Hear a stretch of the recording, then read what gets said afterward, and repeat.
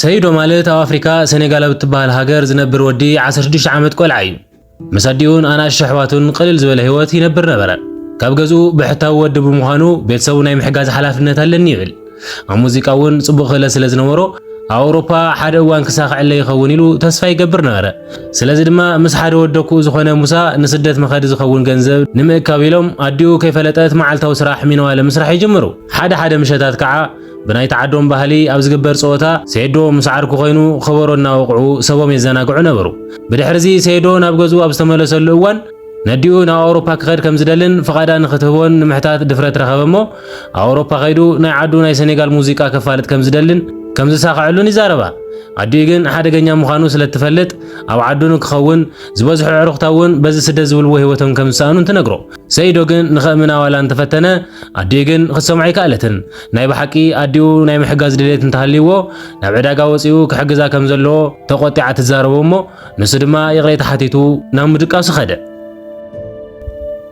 በጽባሕይቱ ሙሳ ናብ ሰይዶ ዓርኩ መጺኡ ናብ ቤት ትምህርቲ ንኽዳብ ዝብለሉ ሰዓት ኣዲኡ ንሰይዶ እቲ ዝሓሰብዎ ሓደገኛ ከም ዝኾነን ዓሪፎም ክቕመጡ ከም ዘለዎምን ንሙሳ ተጠንቀቖ። ንሱ ድማ ኣረ ቀልዲ እዩ ኣይሓሰብናን ኢሉ የመኽንየላ። ካብ ትእዛዝ ወጻኢ እውን ከም ዘይንቀሳቐሱ ይዛረብዋ። ብድሕሪዚ ኣብ መንገዶም ምጭቕጫቕ ጀመሩ። ምኽንያቱ ንምንታይ ነዲኻ ትዛረብ ዝብል ነይሩ። ናብ ኣውሮፓ ተዘይከይዶም እቲ ኩሉ ገንዘብ ንምእካብ ዝለፍዕዎን ንኽሳኽዐሎም ተስፋ ዝገበርዎን ባዶ ከም ዝኸውን ሙሳ ይዛረቦ እሞ ሰይዶ ድማ ምንም ከም ዘይበላን ብዘይ ናይ ዲኡ ምርቓት ክኸድ ከም ዘይደለየን ንኸምኡ ጥራሕ ተዛሪብዋ ከም ዝነበረን ነጊሩ ይቕሬታ ይሓቶ። ብድሕሪዚ ሰይዶ ናብ ዕዳጋ እናኸደ ነዲኡ ምሕጋዝ ይጅምር። ዓማዊል ኣብ ዘየለውሉ ሰዓት ድማ ምስ ዓርኩ ናይ ደርፊ ግጥምታት ብምጽሓፍ ዓርሶም የዘናግዑ ነበሩ። ድሕሪ ዝተወሰኑ መዓልታት ሰይዶን መሓዙኡ ሙሳን ዘጠራቐምዎ ገንዘብ እኹል ኢሎም ኣብ ዝሓሰብሉ ብዛዕባ ጉዕዞኦም ከመኽሮም ናብ ሓደ ናይ ኢሚግሬሽን በዓል ሞያ ይኸዱ እሞ ግን ድማ ጉዕዞኦም ብጣዕሚ ሓደገኛ ከም ዝኾነ ነጊሩ ንኽልቲኦም ይኽልክሎም። ከም ዝሓሰብዎ ክሳኽዐሎም ከም ዘይኽእልን ኣብ ኣውሮፓ ብዙሕ ሰብ ጎደና ተደርብዩ ዝድቅስ ከም ዘሎን ከዓ ኣጥቢቑ ይነግሮም እሞ የባርሮም። ብድሕሪዚ እቲ በዓል ሞያ ዝተዛረቦም ንሰይዶ ክርብሾ ይጅምር እሞ ሓሳቡ ከም ዝቐየረን ክኸይድ ከም ዘይደልን ንዓርኩ ንሙሳ ይዛረቦ። ሙሳ ድማ እቲ ገንዘብ ንምርካብ ዝለፍዕዎ ልፍዓትን ኣብ ኣውሮፓ ኸይዶም እንድሕር ተሳኺዕሉ ኣዲኡ ከመይ ከም ዝተሕጎስን የእሙኖ እሞ ተመሊሶም ይስማዕምዑ። ብድሕሪዚ ካሊእ ናይ ኢሚግሬሽን በዓል ሞያ ንምእላሽ ይስማዕምዑ እሞ ዓርሶም ንምድፍፋር ኢሎም እውን ናብ ሓደ ዓብይ ሽማግለ ሰብኣይ ምኽሪ ንምቕባል ይኸዱ። እቶም ሽማግለ ድማ ናብ ናይ ኣቦ ሓጎታቶም መቓብር ብምኻድ ካብኦም ምርቓት ክቕበሉ ከም ዘለዎም የማኽርዎም እሞ ሽዑ ንሽዑ ይትግብርዎ። ብድሕሪኡ ኣብ ድሮትን ስደት ዝብገሱሉ መዓልቲ ምሸት ሰይዶ ምስ ኩሎም ቤተሰቡ ይሰባሰብ እሞ ነዲኡ ብሓዚኔታ ክሪኣ የምሺ።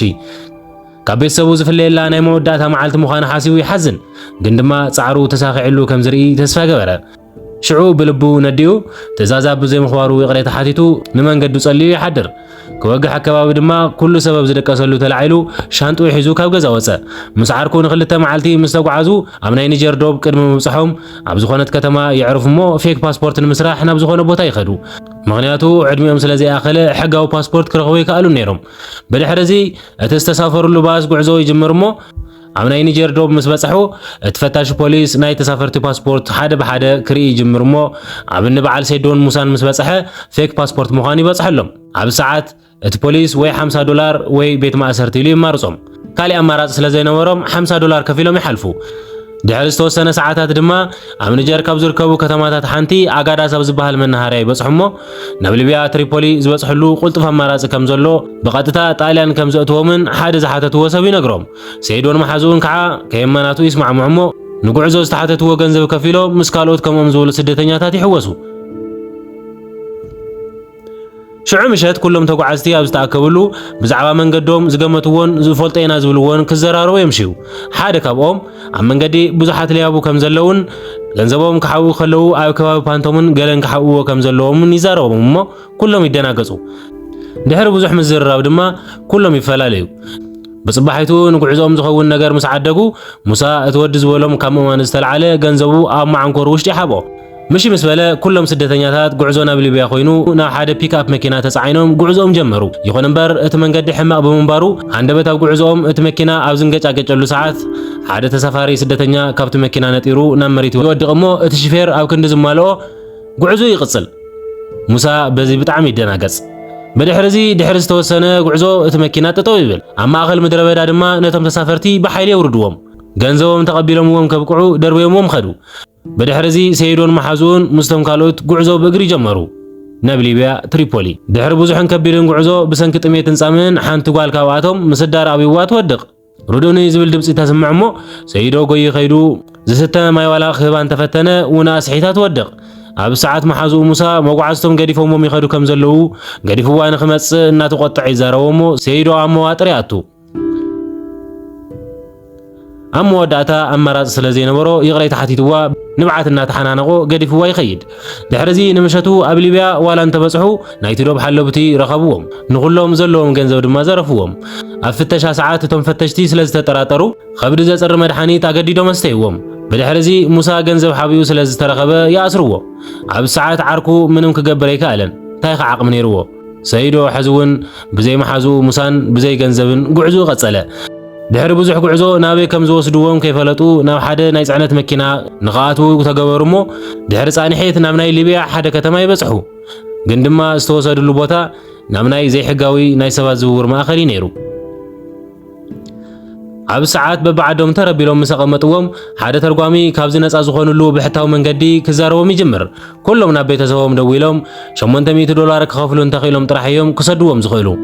ክሳብ ሽዑ ግን ተኣሲሮም ከም ዝጸንሑ ይነግርዎም ብድሕሪዚ ንሰይዶን ካልኦቶምን በብሓደ ናብ ካልእ ክፍሊ እናእተዉ ብዝቐልጥ ነገር እናቃጸሉ ከሳቒዎም ይጅምሩ ምኽንያቱ ናይ ቤተሰቦም ስልኪ ቁጽሪ ክህብዎም ኣይከኣሉ ነይሮም ካብ ሕዚ እውን ስቓዮም እናበርትዐ ክኸይድ ከም ዝኽእል ይነግርዎም ሰይዶ ስልኪ ቁጽሪ ስለ ዘይነበሮ ድማ ስቓዩ በርትዐ ሙሉእ ለይቲ ከሳቒይዎ ሓደሩ ብድሕሪዚ ስልኪ ከምጽእ ስለ ዘይከኣለ ከም ባርያ ክሽየጥ ናብ ካልኦት እስራት ተሓወሰ ሙሉእ ሰውነቱ ቆሲሉ ክሳብ ሎሚ ነዲኡ ዘሕዘነሎም መዓልታት ዘከረ ሓደ ሽማግለ ድማ ናብኡ ቀሪቡ እንታይ ከም ዝኾነ ይሓቶሞ ኣዲኡ ብጣዕሚ ከም ዝናፈቐን ቁርኣን ሰሓቓን ከይተረፈ ከም ዝናፈቖን ይነግሮም ኣብዚ ሰዓት ኣዲኡ ከመይ ተጨኒቓ ከም እትህሉ እናሓሰበ በየን እምበር ሕዚ ተዝረኸባ ኣብ እግራ ወዲቑ ፈፈው እናበለ ይቕሬታ ተዝሓታ ተመነየ ብድሕሪዚ ደቂሱ እንከሎ ናይ ኣዲኡ ሽም እንትጽውዕ ሓደ ማርቲን ዝተባሃለ ሰብ ይሓዝነሉ እሞ ቀስቂሱ ካብ ድቃሶ ተሲኡ ከጽናዕንዖ ይሙክር ከም ወዲ ድማ ክንከባኸቦ ይጅምር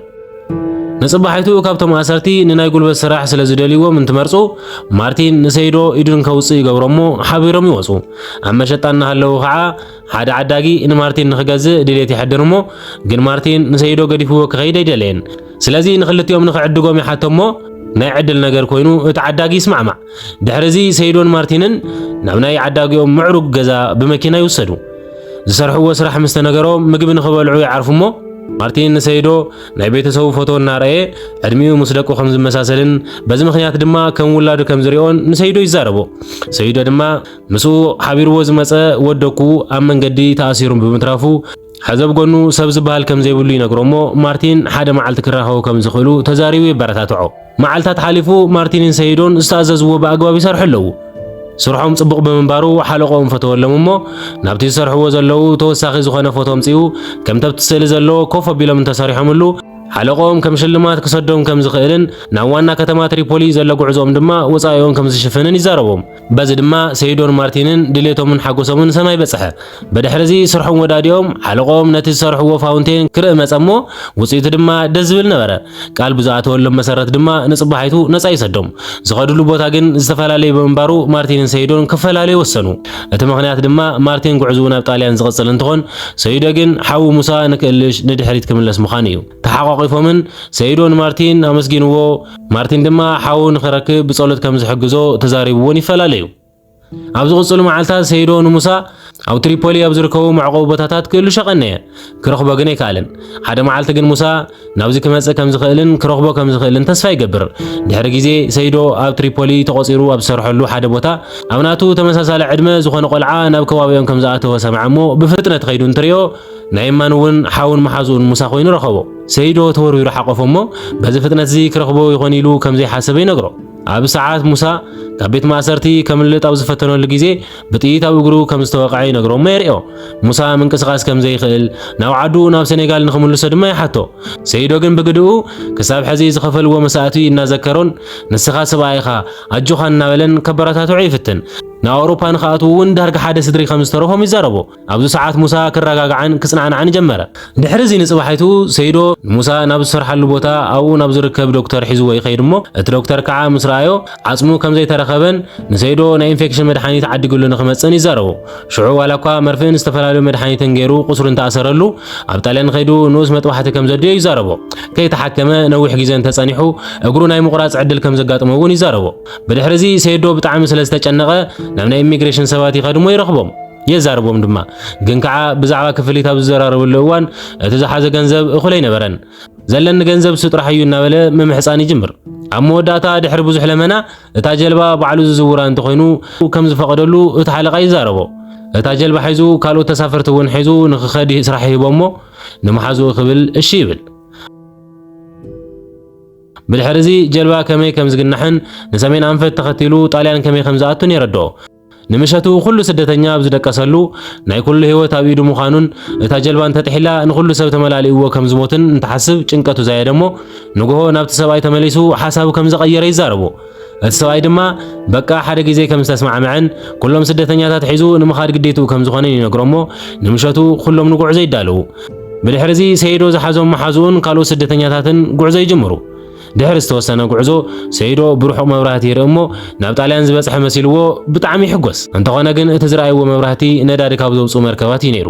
ሰይዶን መሓዙኡን ብጣዕሚ ሓዘኑ ንጽባሒቱ ምስ ወግሐ ኣብቲ ጀልባ ዝነበረት ሓንቲ ነፍሰ ጹር ሰበይቲ ሕርሳ ይመጽእ ዋላ ሓደ ሰብ ክሞቶ ስለ ዘይደሊ ብጣዕሚ ይህወኽ እሞ ናብቶም ናይ ሊብያ ፖሊሳት ደው ኢሉ ሓገዝ ይሓትት እንተኾነ ግን ዘለውሉ ኣድራሻ ናብ ጣልያን ብምቕራቡ